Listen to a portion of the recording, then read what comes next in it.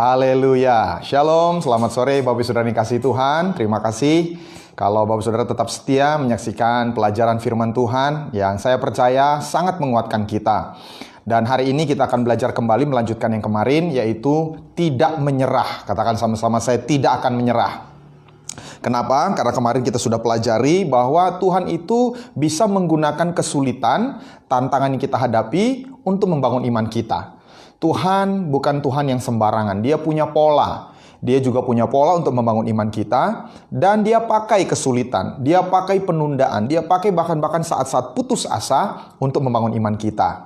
Dan hari ini kita akan belajar bagaimana supaya kita tidak menyerah.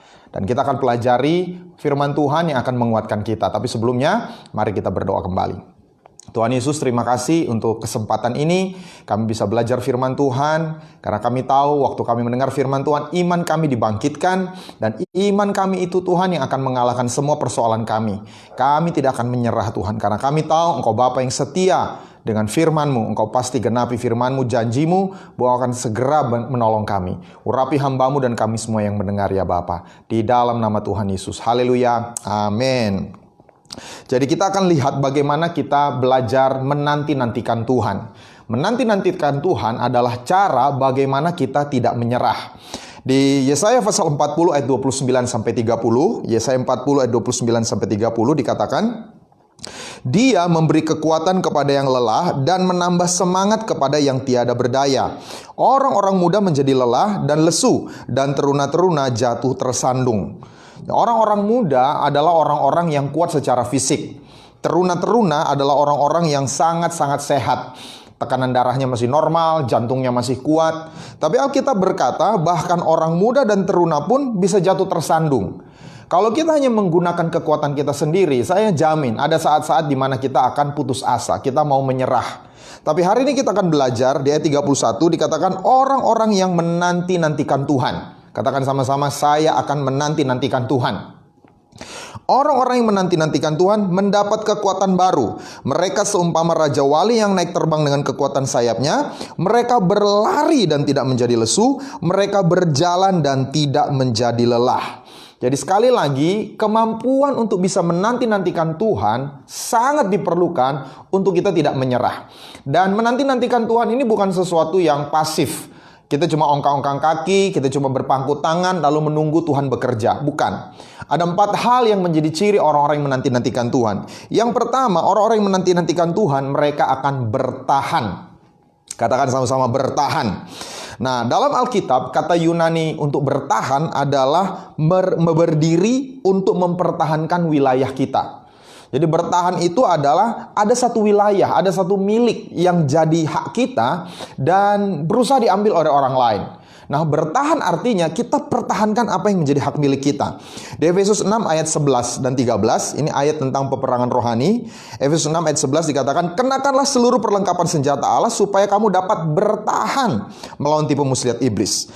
Ayat 13, sebab itu ambillah seluruh perlengkapan senjata Allah supaya kamu dapat mengadakan perlawanan pada hari yang jahat itu dan tetap berdiri sesudah kamu menyelesaikan segala sesuatu. Nah, 2 ayat ini bicara tentang bertahan, berdiri, ini istilah militer. Rasul Paulus menggunakan istilah militer, menggambarkan sekelompok prajurit Roma yang mempertahankan benteng ketika diserang musuh. Jadi iblis mau merebut sesuatu yang menjadi hak kita. Dan kita harus bertahan mempertahankannya apapun tekanannya. Seberapa ganasnya pun serangan musuh, kita harus tetap bertahan dan tidak memberikan sejengkal pun wilayah kita kepada penguasaan musuh. Dan iblis itu berusaha melemahkan semangat kita supaya kita menyerah dan meninggalkan apa yang menjadi hak kita. Di ayat 16, dalam segala keadaan pergunakanlah perisai iman, sebab dengan perisai iman itu kamu akan dapat memadamkan semua panah api dari si jahat. Jadi Alkitab menggambarkan setan itu punya satu senjata menyerang. Di sini panah api, karena zaman Rasul Paulus senjata yang dipakai untuk menyerang itu panah api. Panah api ini atau senjata-senjata serangan iblis ini biasanya diarahkan kepada pikiran kita. Misalnya pikiran keraguan. Jangan-jangan memang saya buat satu kesalahan. Jangan-jangan kondisi saya sekarang ini karena saya berbuat dosa. Padahal hidup kita baik-baik saja, Tuhan berkenan akan kita. Atau panah keputusasaan. Ada serangan senjata keputusasaan. Saya rasa pernikahan ini tidak gunanya lagi dipertahankan. Saya rasa hidup saya tidak ada lagi harapan lagi. Saya akhiri saja hidup saya. Pikiran-pikiran putus asa ini bukan dari Tuhan. Pikiran-pikiran untuk mengakhiri hidup itu bukan dari Tuhan. Itu pikiran dari iblis. Itu senjata iblis untuk membuat kita lemah, tidak bisa bertahan. Dan saya mau ingatkan, jangan ambil solusi permanen untuk masalah yang cuma temporer, cuma sementara. Seringkali kita ini ambil solusi yang jangka panjang, yang permanen. Sementara masalahnya itu tidak permanen. Itu sebabnya jangan putus asa. Atau juga serangannya itu dengan pikiran-pikiran menyesatkan. Lebih baik saya pakai jalan pintas saja. Mungkin saya selesaikan aja dengan cara yang lebih cepat. Memang saya tahu ini cara yang nggak benar, tapi kayaknya kalau saya pakai cara ini beres masalahnya.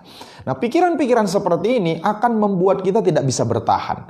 Itu sebabnya kita harus melawan dengan apa? Dengan berharap kepada Tuhan. Mazmur 62 ayat 6, hanya pada Allah saja kiranya aku tenang, sebab daripadanyalah harapanku.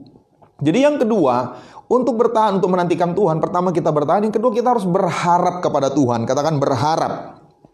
Mazmur 27 ayat 13, Raja Daud berkata, sesungguhnya aku percaya akan melihat kebaikan Tuhan di negeri orang-orang yang hidup. Dalam The Living Bible lebih tepat dikatakan, I am expecting the Lord to rescue me again, so that once again I will see His goodness to me here in the land of the living. Kalau diterjemahkan bebas, Daud berkata, aku berharap agar Tuhan menyelamatkan aku lagi, sehingga aku bisa lagi melihat kebaikannya kepadaku di sini, di negeri orang yang hidup.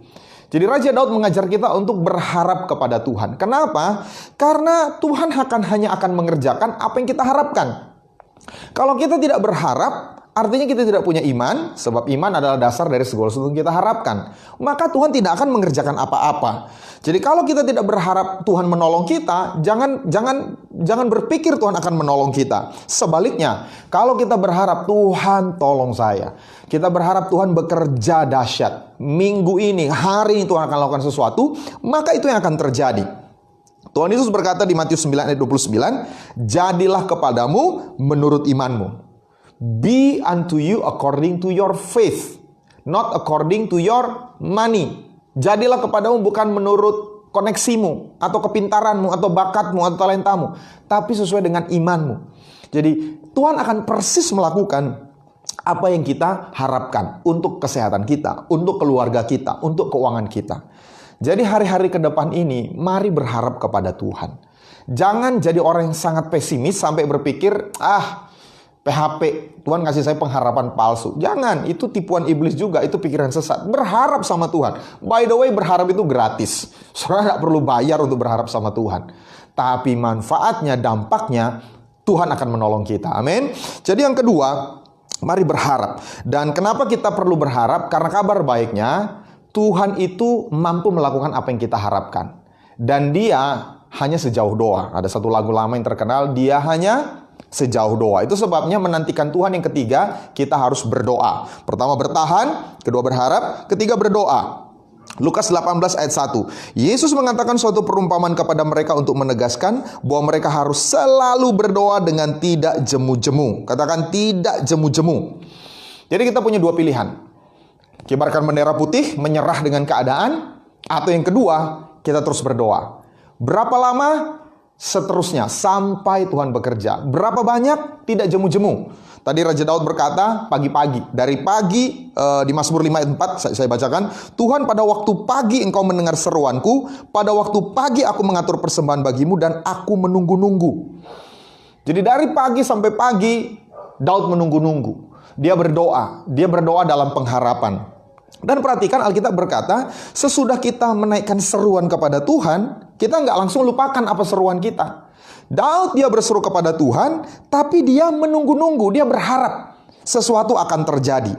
Jadi seringkali masalah kita seperti itu. Kita cuma berdoa karena rutinitas. Kita berdoa, tapi kita tidak berharap doa kita dijawab. Besok kita berdoa lagi, tapi sepanjang hari kita lalui hidup kita seolah-olah doa kita tadi pagi itu tidak ada kuasanya. Tapi mari ubah cara berpikir kita. Kalau saya berdoa, saya berharap doa saya akan dijawab hari ini, saat ini. Itu yang akan membuat kita juga bersemangat dalam berdoa. Jadi, kenapa kita perlu berdoa dengan tidak jemu-jemu? Karena Seringkali ini yang Tuhan nantikan. Kita tadi bahas tentang menanti-nantikan Tuhan, tapi seringkali yang terjadi sebetulnya Tuhan yang menanti-nantikan kita. Tuhan yang menunggu kita untuk berdoa. Mungkin sebagian kita selama ini terlalu sibuk berpikir, terlalu sibuk mencari strategi untuk solusi masalah kita. Mari sekarang kita ubah. Kita lebih sering datang dalam doa. Tuhan menanti-nantikan kita untuk berdoa. Dan berdoa dengan tidak jemu-jemu. Jadi waktu kita bertahan, apa yang menjadi hak kita, kita tetap pertahankan. Kita berharap bahwa Tuhan akan bekerja. Dan kita terus berdoa. Maka yang keempat kita perlu lakukan adalah berserah. Orang yang menanti-nantikan Tuhan adalah orang yang berserah. Di Amsal 3 ayat 5-6 dikatakan, percayalah kepada Tuhan dengan segenap hatimu, dan janganlah bersandar kepada pengertianmu sendiri. Akuilah dia dalam segala lakumu, maka ia akan meluruskan jalanmu. Percaya kepada Tuhan, bahwa Tuhan akan bekerja untuk mendatangkan kebaikan bagi kita. Bahwa segala sesuatu ada di bawah kuasa Tuhan. Percaya dan jangan khawatir. Dan ayat tadi berkata, jangan bersandar kepada pengertianmu sendiri. Jadi kita tidak perlu berpikir, bagaimana ya caranya Tuhan menolong saya. Itu bukan bagian kita. Bagian kita adalah kita bertahan, kita jaga pikiran kita tetap berharap, kita tetap berdoa, dan berserah kepada Tuhan. Trust di sini bukan sekedar percaya, tapi berserah. Waktu bangsa Israel terjebak di antara Laut Merah, pasukan Firaun dan Mesir, kiri kanan padang gurun, mereka panik, mereka ketakutan. Kenapa? Karena mereka berpikir bagaimana caranya kita bisa lepas dari kesulitan ini. Tapi Musa tidak pusing, Musa tidak berpikir keras, Musa tidak stres. Dia berkata, berdiri dan lihatlah keselamatan yang Tuhan akan berikan. Jadi benar yang Tuhan Yesus katakan, khawatir itu tidak ada gunanya. Siapa yang karena kekhawatirannya itu bisa mengubahkan keadaan? Mari belajar berserah kepada Tuhan. Dan Tuhan itu tidak pernah terburu-buru, tapi Tuhan juga tidak pernah terlambat. Tuhan tidak bisa diancam, Tuhan tidak bisa disogok. Apa yang harus kita lakukan? Kita berserah. Kita percaya bahwa waktu Tuhan itu yang terbaik. Jadi waktu kita berdoa, berharap, bertahan, kita percaya bahwa Tuhan akan menolong pada akhirnya. Kita harus pegang ayat ini. Filipi 1 ayat yang ke-6. Akan hal ini aku yakin sepenuhnya, yaitu Ia yang memulai pekerjaan yang baik di antara kamu akan meneruskannya sampai pada akhirnya pada hari Kristus Yesus.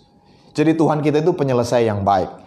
Kalau Dia sudah memulai sesuatu yang baik dalam pernikahan Bapak Ibu Saudara, dalam usaha Bapak Ibu Saudara, dalam pelayananmu, dalam karirmu, percayalah Dia akan meneruskannya sampai pada akhirnya, sampai akhirnya Tuhan Yesus datang.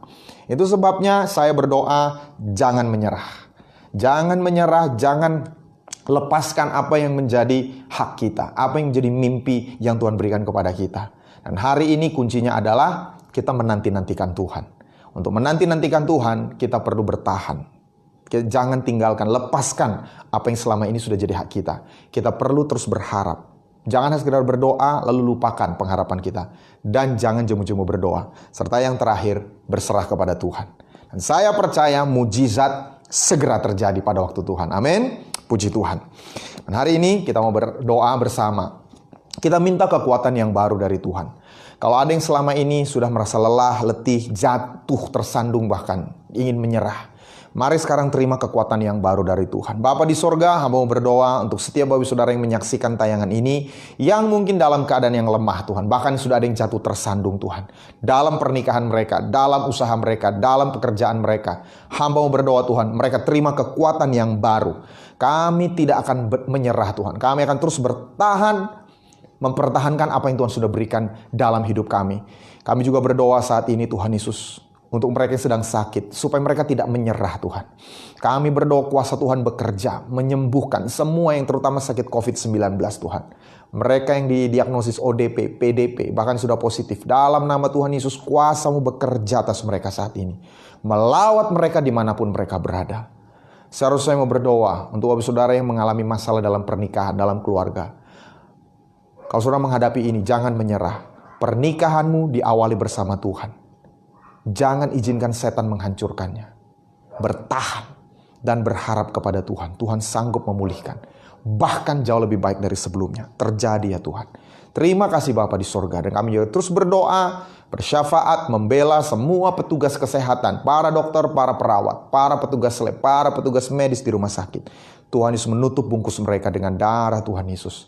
Kami juga berdoa untuk pemimpin kami, diberikan hikmat dalam memimpin bangsa kami melewati masa-masa pandemi ini, melewati masa-masa krisis ekonomi ini. Terima kasih Bapa di sorga. Kami puji Engkau di dalam nama Tuhan Yesus. Haleluya.